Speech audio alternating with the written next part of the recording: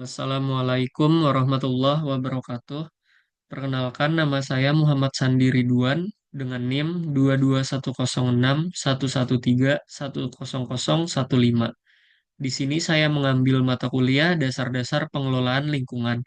Jadi saya akan mempresentasikan hasil kerja dari makalah saya dengan tema perkiraan dampak penting dan pengelolaannya terhadap kesehatan di masyarakat. Langsung saja, pengelolaan lingkungan merupakan aspek krusial dalam menjaga keseimbangan ekosistem dan kesehatan masyarakat.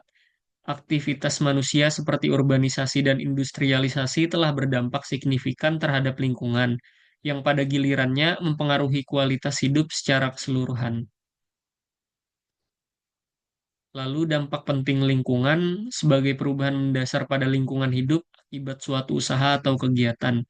Ini mencakup efek langsung, jangka panjang, dan kumulatif yang dapat mempengaruhi kualitas hidup manusia dan keberlanjutan ekosistem. Analisis dampak penting dapat dilakukan dengan langkah-langkah seperti identifikasi dampak, lalu analisis risiko, lalu perumusan mitigasi, dan yang terakhir implementasi, yaitu menerapkan strategi.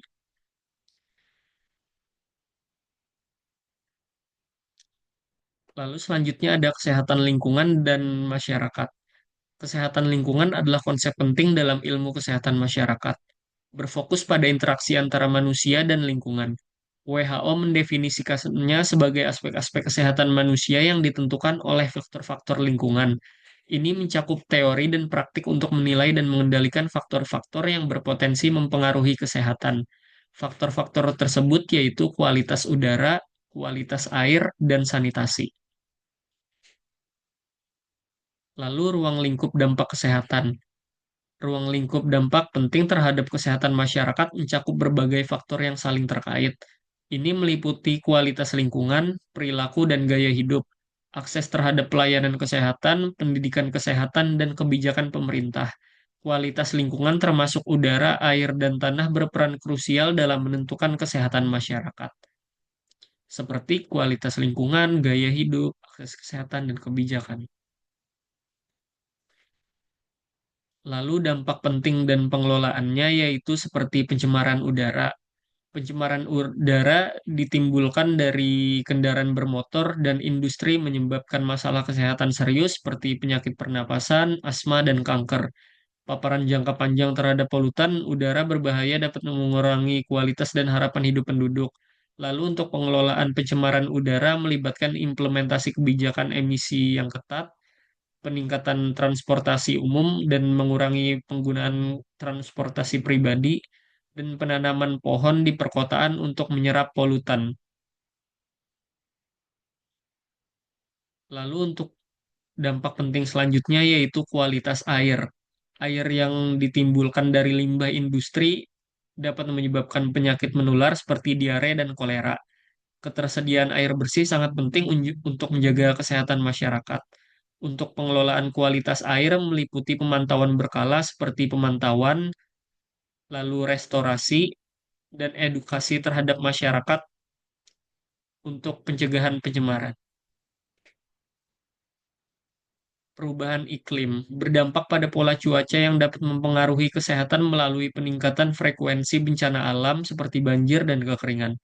Ini dapat mengganggu akses terhadap makanan dan air bersih. Pengelolaan dampak perubahan iklim melibatkan adaptasi dan mitigasi, termasuk pengurangan emisi gas rumah kaca dan pengembangan energi terbarukan.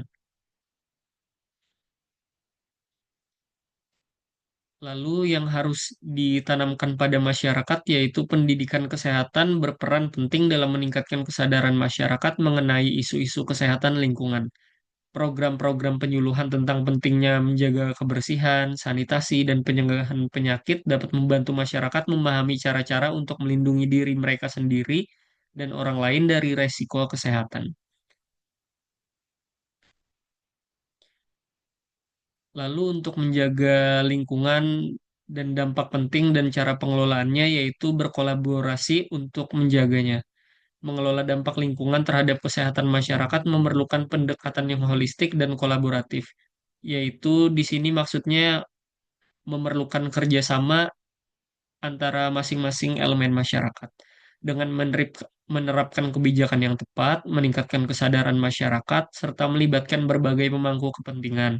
Kita dapat menciptakan lingkungan yang lebih sehat dan berkelanjutan. Upaya ini tidak hanya melindungi kesehatan masyarakat saat ini, tetapi juga memastikan keberlanjutan bagi generasi mendatang. Mungkin itu saja yang dapat saya sampaikan. Salah hilaf, mohon maaf. Wassalamualaikum warahmatullahi wabarakatuh.